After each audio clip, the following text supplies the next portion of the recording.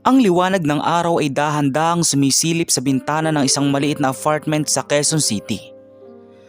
Ang mga ibon ay maririnig sa malapit na puno ng akasya. At ang kaluskos na mga tricycle na nagsisimula ng bumiyahe ay nagsisilbing alarm clock ng buong barangay. Sa loob ng apartment, isang simpleng tanawin. Isang ina na nagluluto ng sinangag at isang dalagang abala sa paghahanda ng kanyang mga gamit. "Ana, bumangon ka na. Malilit ka sa klase mo." Tawag ng kanyang ina mula sa kusina. "Sandali lang po, ma," sigaw ni Ana, habang mabilis na inaayos ang kanyang buhok sa harap ng salamin. Si Ana, na 19 na taong gulang, ay isang kolehiyalang nag-aaral ng edukasyon. Tahimik siyang bata, masipag at puno ng pangarap. Ang kanyang mukha ay may simpleng ganda. Hindi malakas ang dating ngunit kaaya-aya. Ang kanyang buhok ay mahaba at itim. At sa tuwing siya ay ngumingiti, parang nawawala ang bigat ng problema sa bahay. Lumabas siya ng kwarto dala ang kanyang lumang backpack na puno ng libro. Nakita niya ang ina na nakangiti habang nagluluto. "Good morning, ma," bati niya sabay halik sa pisngi ng kanyang ina. "Good morning, anak. Kumain ka na muna bago ka umalis. Mahaba ang klase mo ngayon," sagot ng ina habang inilalagay ang sinangag at pritong itlog sa mesa. Umupo si Ana at nagsimulang kumain. Habang kumakain, hindi niya naiwasang mapansin ang pagod na mukha ng kanyang ina. Sa kabila ng mga linya sa noo at mga kamay na halatang sanay sa trabaho, ramdam niya ang pagmamahal at sakripisyo ng magulang. "Ma, kapag nakatapos ako, hindi mo na kailangan magtrabaho ng gusto. Ako nang bahala sa iyo," sabi ni Ana na puno ng determinasyon. Ngumiti ang ina, kahit may bahid ng lungkot sa mga mata. "Anak, huwag mong intindihin yon. Ang mahalaga, makapagtapos ka. Yan ang pangarap ko sa iyo." Pagkatapos kumain, mabilis na naganda si Ana. Naglakad siya papunta sa jeepney stop, dala ang mga pangarap at pag-asa. Habang nasa biyahe, tumingin siya sa paligid. Mga estudyanteng kagaya niya, mga manggagawang nagmamadali, mga batang naglalaro sa gilid ng kalsada. Sa isip niya, lahat tayo may laban sa buhay, pero hindi ako susuko, aniya. Samantala sa kabilang bahagi ng barangay, may isang lalaking kilala ng lahat. Si P.O. Rafael Cruz, 28 taong gulang, matangkad, maayos ang pangatawan at gwapo. Sa bawat community event, siya ang bida. Nakikita siyang tumutulong mag-ayos ng trapiko, nagbabantay sa gabi at sumasali sa mga programa ng barangay. Sa paningin ng marami, siya ay isang huwarang pulis. Ngunit sa likod ng uniforme at magandang imahe, may tinatagong lihim na hindi alam ng komunidad. May mga bulong-bulungan tungkol sa kanya. Mga estudyanteng bigla na lang tumatahimik kapag nababanggit ang pangalan niya. Mga kababaihang hindi matapang na magsumbong. Ngunit dahil sa kanyang impluwensya at karisma, nananatili siyang malinis sa mata ng nakararami. Isang Sabado ng hapon, mayroong community event sa barangay hall. Isang programang Youth for Change, kung saan ang mga kabataan ay tinuturuan tungkol sa kalikasan at kalinisan, pati na din sa disiplina at pag-ibig sa bayan. Isa si Ana sa mga napiling mag-volunteer mula sa kanilang paaralan. Maaga siyang dumating, dala ang notebook at ilang gamit para sa aktibidad. Habang inaayos niya ang mga papel sa mesa, biglang may humintong anino sa kanyang tabi. "Magandang hapon," bati ng isang malalim na boses. Nang lumingon si Ana, halos hindi siya makapaniwala. Nakatayo sa harap niya si Rafael. Nakasuot ng malinis ng uniforme, may dalang cup at nakangiti. "Hello miss, ako si Rafael, pulis dito sa barangay. Ikaw siguro si Ana, volunteer ka di ba?" tanong niya. Medyo namula si Ana. Hindi dahil sa kilig kundi dahil sa kaba. Opo, ako po si Ana. Sagot niya sabay abot ng kamay. Mainit ang pakiramdam ng kamay ni Rafael nang ito'y makipagkamay sa kanya. May kakaibang tiwala ang ngiti ng lalaki. Parang alam niyang may impluwensya siya sa sino mang makasalamuha. Sa loob ng event, naging magaan ang pakikitungo ni Rafael kay Ana. Lagi siyang lumalapit para mag-alok ng tulong sa pag-aayos ng upuan, pagbubuhat ng gamit, at kahit sa simpleng pagkuha ng tubig lamang. Masipag ka pala. Iilan lang ang kabataang kagaya mo. Sabi ni Rafael habang nag-aabot ng bottled water kay Ana. Salamat po. Masaya lang po akong makatulong. Sagot ni Ana at simpleng ngumiti. Ngunit sa likod ng mga simpleng salitang iyon, may kakaibang titig si Rafael. Isang titig na hindi napapansin ng iba. Ngunit tila sinusukat ang pagkatao ni Ana. Pagkatapos ng event habang naglalakad palabas si Ana, muling sumabay itong si Rafael. Kung may kailangan ka sa school o sa bahay, huwag kang mahihiya. Andito lang ako. Huwag kang matatakot lumapit sa akin. Sa tono ng boses at lambing ng salita, parang wala namang masama. Ngunit may bahid ng puwersa sa kanyang sinabi. Parang may utang na loob na kailangang bayaran si Ana. Ngumiti lang si Ana bilang tugon at nagpaalam. Habang naglalakad pa uwi, naramdaman niya ang kakaibang kabang hindi niya maipaliwanag. Bakit ganon? Parang mabait naman siya. Pero bakit parang may ibang bigat ang mga salita niya? Bulong ni Ana sa isip. Sa gabing iyon bago matulog, nakatanggap si Ana ng mensahe sa kanyang cellphone. Kamusta ka na? Nakauwi ka na ba ng ligtas? Nabasa niyang message ni Rafael. Napahinto si Ana. Hindi niya alam kung dapat ba siyang sumagot o hindi. Ngunit dahil magalang siya, ay nag-reply siya ng maikli. Opo, salamat po, reply niya. At doon nagsimula ang unti-unting pagkakaugnay ng dalaga sa gwapong pulis. Isang ugnayan na magdadala ng bangungot sa kanyang buhay. Mula ng araw ng community event, nagsimula nang dumalas ang pagmensahe ni Rafael kay Ana. Sa umpisa ay tila walang masama. Mga simpleng kamustahan lang. Kamusta ka na? Nakauwi ka bang ligtas kagabi? Sabi ni Rafael sa mensahe. Opo sir, salamat po. Sabi naman ni Ana. Sa mga sumunod na linggo, dumalas ang komunikasyon nila. Madalas ay hihingi si Rafael ng simpleng updates. Kumain na ba siya? Kamusta ang klase? May quiz ba? Iyon ang karaniwang tanong ni Rafael. Sa bawat sagot ni Ana, nagiging mas komportable siyang sumagot. Dahil nakikita niya ito bilang isang kuya o kaibigang nag-aalala. Ngunit habang tumatagal, nagiging personal na ang mga tanong. Sinong kasama mo sa bahay kapag gabi? Mensahe ni Rafael. Mama ko lang po. Sagot naman ni Ana. Kaya pala tahimik kayo. Buti wala kang boyfriend. Baka magselos ako. Mensahe ni Rafael na may tawa. Dahil doon ay natawa si Ana sa una. Ngunit pagkatapos mabasa ang huling linya, napakunot ang kanyang noo. Selos? Bakit siya magseselos? Bulong niya sa sarili. Hindi niya pinansin at iniba na lang ang usapan.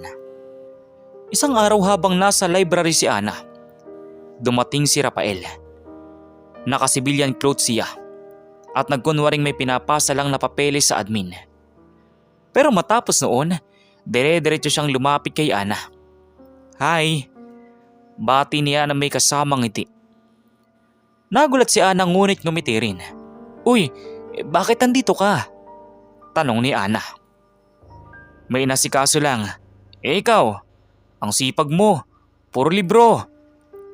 Review lang po sa exam, sagot ni Ana. Umupo si Rafael sa tapat niya. Tila ba parang may karapatan na siyang umupo.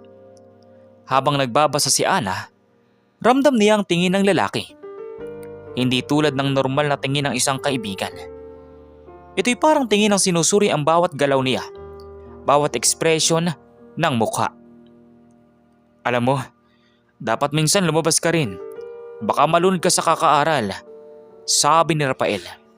Ngumiti si Ana ngunit pilit. Siguro po, pero mahirap kasi. Gusto ko munang makapagtapos po. Aniya. Di tutulungan kita. Lahat ng kailangan mo. Ako nang bahala. Basta wag ka mahihiyang lumapit sa akin. Alok ng pulis. Sa mga sandaling iyon, unti-unti nang nararamdaman ni Ana ang hindi maipaliwanag na kaba. Sa isang banda, parang mabait si Rafael. Handang tumulong at laging nandyan. Ngunit sa kabilang banda, may bigat ang bawat salitang binibitawan niya. Parang may hinihintay siyang kapalit. Kinagabihan muli siyang nakatanggap ng mensahe. Nakita ko kanina, ang ganda mo pala kapag seryoso. Mensahe ni Rafael. Salamat po. Mensahe naman ni Ana. Seryoso Ana, ang bait mo, ang sipag pa. Kung ako lang, iingatan kita. Mensahe ni Rafael. Natigilan si Ana. Hindi niya alam kung paano sasagutin. Sa huli, hindi na siya nag-reply. Ngunit simula noon, nagsimulang maging mas mapangas ang mga salita ni Rafael. Unti-unti niyang tinitibag ang mga pader ng dalaga, gamit ang matamis na salita at imahe ng pagiging protektor. Sa isip ni Ana, siguro, concern lang siya. Pulis naman siya, di ba? Wala namang masama. Ngunit sa ilalim ng kanyang pangunawa, nagsisimula ng umusbong ang maliit na binhi ng takot.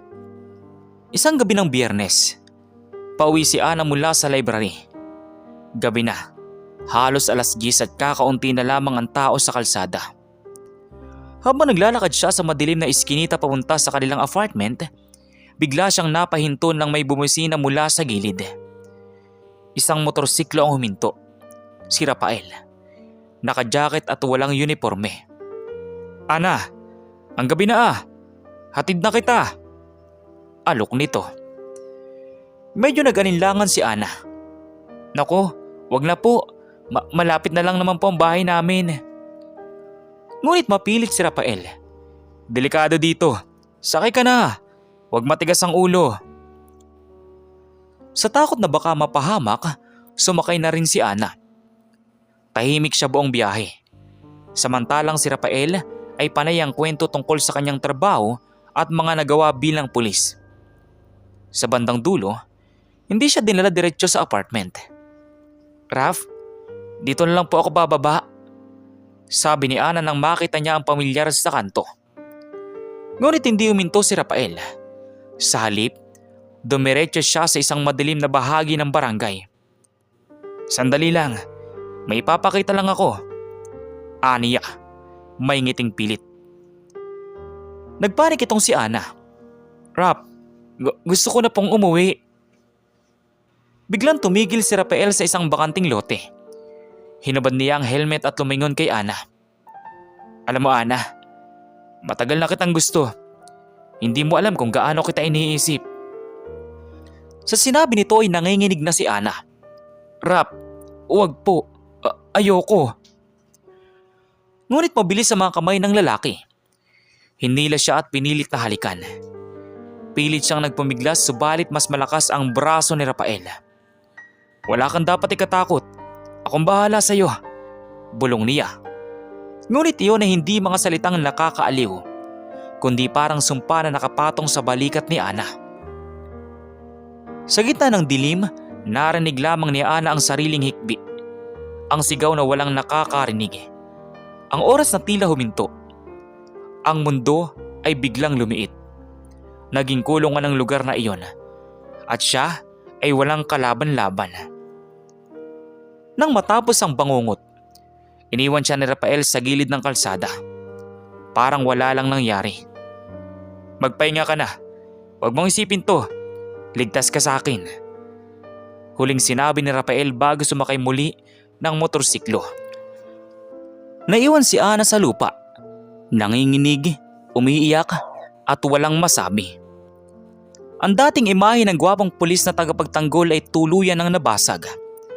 Sa gabing iyon ay naramdaman niya ang bigat ng kawalan ng katarungan at ang sugat na hindi kailanman mabubura sa kanyang alaala.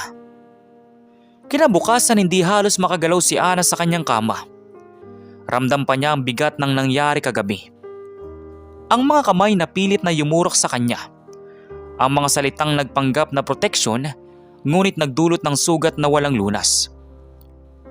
Nakatitig lamang siya sa kisame, walang imik. Ang kanyang nanay ay abala sa kusina, nagluluto ng almusal. Walang kamalay-malay sa bagyong dumaan sa anak. "Ana, bumangon ka na. Malilit ka sa klase." Sigaw ng kanyang ina mula sa labas ng kwarto. Hindi siya sumagot. Pinilit niyang bumangon. Ngunit sa bawat kilos, nararamdaman niya ang sakit. Hindi lamang sa katawan, kundi lalo na sa kanyang puso at isipan. Sa salamin, nakita niya ang sariling mukha. Maputla. Namumugto ang mga mata sa kakaiyak. Sa isip niya, kung magsalita ako ay may maniniwala ba sa akin? Pulis siya. May ranggo. Sino ako para lumaban? Sa isip-isip niya. Habang naglalakad sa campus, ramdam ni Ana ang bigat ng mga matang nakatingin sa kanya.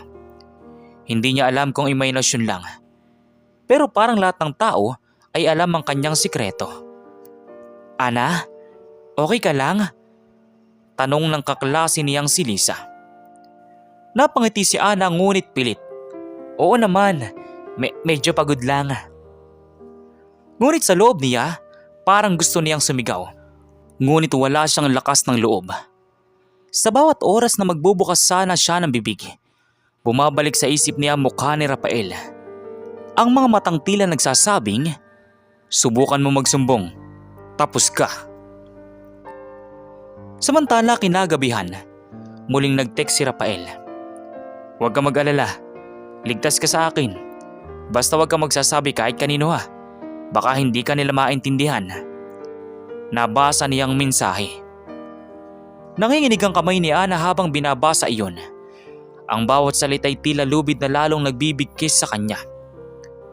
Hindi siya nag-reply, ngunit ramdam niyang nakabantay si Rafael. Bawat oras, bawat galaw, pakiramdam niya ay may mga matang nakamasid. Tuwing gabi paulit-ulit bumabalik ang eksena.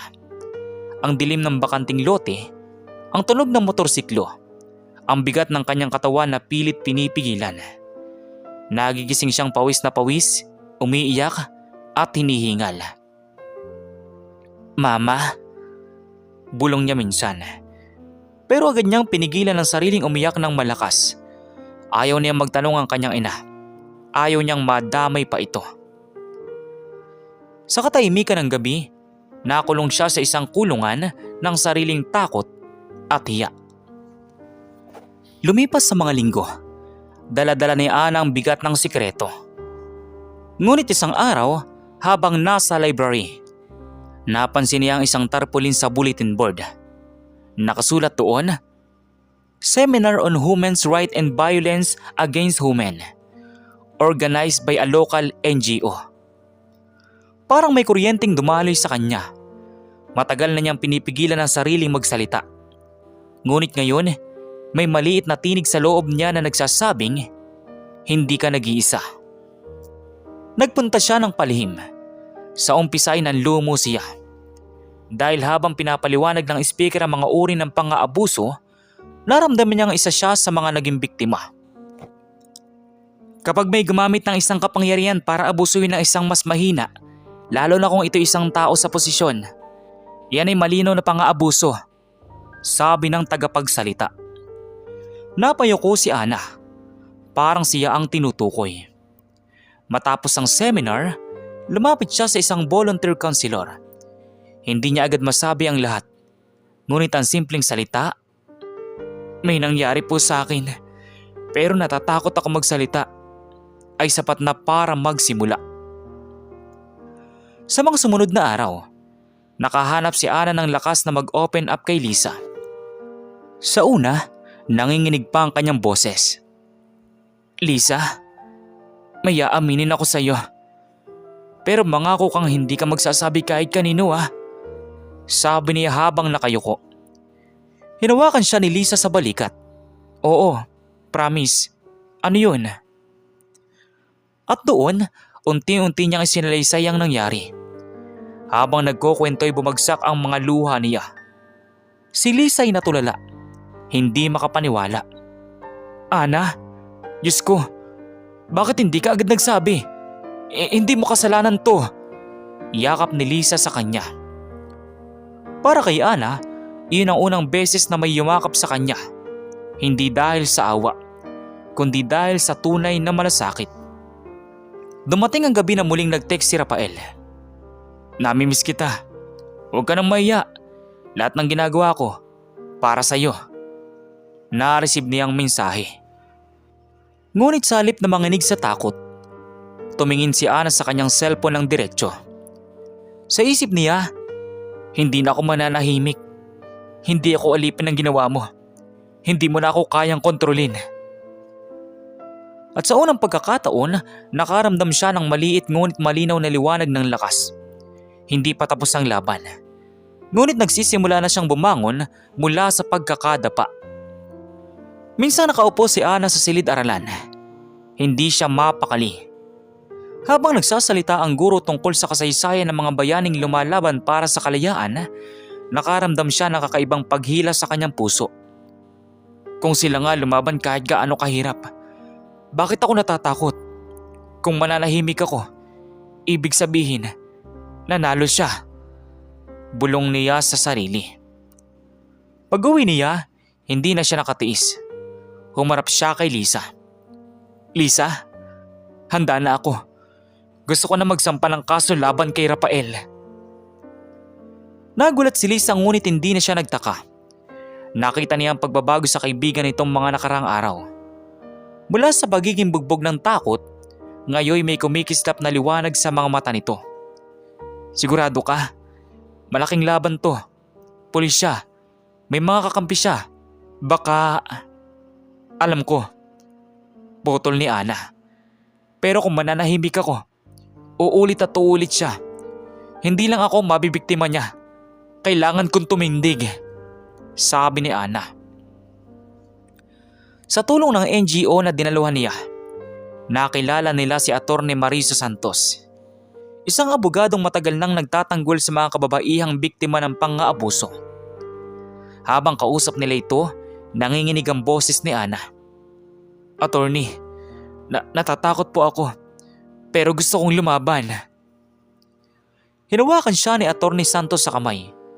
Ana, ang ginawa niya ay hindi lang kasalanan laban sa iyo, kundi krimen laban sa batas at sa lipunan. Huwag kang matakot, nandito kami para sa iyo. Dito unang naramdaman ni Ana ang tunay na lakas ng pagkakaroon ng kakampi. Hindi na siya nag-iisa sa mga oras na ito. Kinailangan niyang sabihin ang totoo sa kanyang ina. Sa unang pagkakataon, isinalaysay ni Ana ang lahat ng nangyari. Mula sa tiwala hanggang sa pananamantala. Nang marinig yun ng kanyang ina, napaiyak ito. Anak, bakit hindi mo agad sinabi? Natakot po ako, ma. Baka hindi kayo maniwala. Baka isipin niyo kasalanan ko. Maigpit siyang niyakap ng kanyang ina. Anak, hindi mo kasalanan. Wala kang kasalanan. Hindi ako papayag na hindi siya makulong. Para kay Ana, iyon ang pinakamalaking sandata. Ang pagmamahal at suporta ng kanyang ina. Dumating ang araw na nagtungo sila sa women's desk ng istasyon ng pulisya. Habang sinusulat niya ang reklamo, nanginginig ang kanyang kamay pero malinaw ang bawat salitang inilalagay niya. Si P.O. Rafael Cruz ay ginahasa ako. Ang investigador na babae ay tumango. Matapang ka, Iha.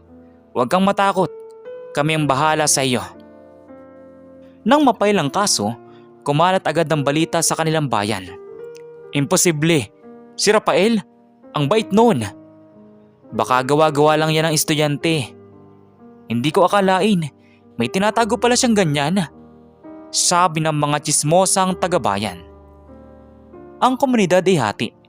May naniniwala, may bumabatikos, Ngunit naninindigan si Ana. Sa isip niya, kahit lahat sila ay talikuran ako, basta hawak ko ang katotohanan. Nagsimula ng paglilitis. Ang unang hearing ay ginanap sa malamig na courtroom, puno ng katahimikan at kaba. Nakaupo si Ana sa gilid, kasama ang kanyang ina, si Lisa at si Atty. Santos. Habang hinihintay ang pagpasok ni Rafael, nanginginig ang tuhod niya. Nang bumukas ang pinto, pumasok si Rafael. Naka-uniforme pa rin. Malinis ang itsura, tila walang kasalanan. Maraming nakatingin sa kanya. May paghanga pa rin sa mga mata ng ilan. Ngumisi si Rafael nang makita si Ana. Isang ngiting puno ng pangungutya. Para bang sinasabi niyang, hindi mo ako kaya. Napayoko si Ana. Ngunit maigpit ang hawak ng kanyang ina sa kamay niya. Huwag kang matakot anak. Nandito kami. Tumayo si Ana sa witness stand. Nanginginig ang kanyang tinig sa unang salita. Ang lahat ng ito, nagsimula nang akalain kong ligtas ako sa kanya. Isang tao sa uniforme na dapat sana'y nagpoprotekta. Pero siya ang sumira sa akin. Habang nagsasalita, dumadaloy ang mga luwa sa kanyang pisngi. Ngunit hindi siya tumigil. Isinalaysay niya ng detalyado ang lahat ng nangyari. Ang sakit, ang takot, ang mga salitang binitiwan ni Rafael. Sa courtroom nagkaroon ng katahimikan. Kahit ang mga taong hindi naniniwala sa kanya, nakaramdam ng bigat sa bawat salitang lumalabas sa kanyang bibig.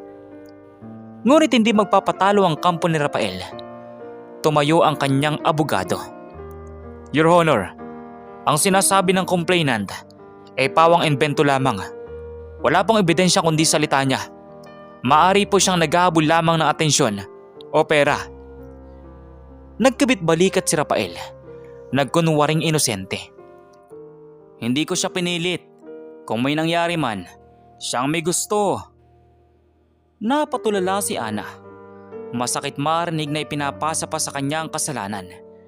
Ngunit agad siyang hinawakan ni Atty. Santos sa balikat. Huwag kang matakot. May ebidensya tayo. Sa mga sumunod na hearing, isa-isang lumabas ang ebidensya. Ang medical report na nagpapatunay ng pananakit. Mga text message mula kay Rafael, puno ng pagbabanta at pagmamanipula. Testimonya ni Lisa at iba pang nakakita sa kakaibang kilos ni Ana matapos ang insidente. At higit sa lahat, may isa pang babae ang lumabas at naglakas loob. Isa rin siyang biktima ni Rafael, ngunit nanahimik sa takot. Ngayon, nagpasya siyang magsalita matapos makita ang tapang ni Ana. Hindi siya santo. Ginawa rin niya sa akin ang ginawa niya kay Ana. At matagal ko na itong tinatago, sabi ng isang babae. Nayanig ang buong korte. Unti-unting nagkaroon ng bigat ang kaso laban kay Rafael. Pag-uwi matapos ang hearing, tumingin si Ana sa salamin. Pagod siya, nanginginig. Ngunit sa mga mata niya ay may bagong liwanag. Hindi na ako biktima lang, bulong niya. Ako ay lumalaban. At sa bawat araw na lumipas, ang takot ay unti-unting napapalitan ng tapang. Makalipas ang ilang buwang paglilitis, dumating na ang araw ng hatol. Puno ang korte.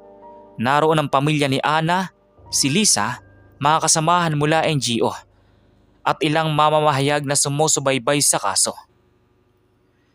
Tahimik ang lahat nang pumasok si Ana.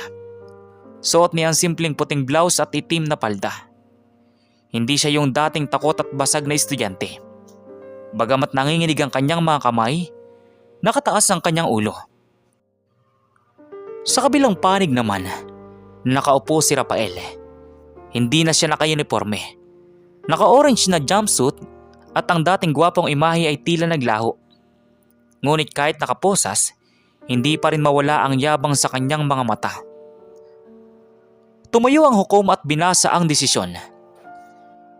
Matapos ang masusing paglilitis at pagsusuri sa ebidensya, ang korte ay nagdesisyong guilty si P.O. Rafael Cruz sa kasong panggagahasa at pang-aabuso ng kapangyarihan.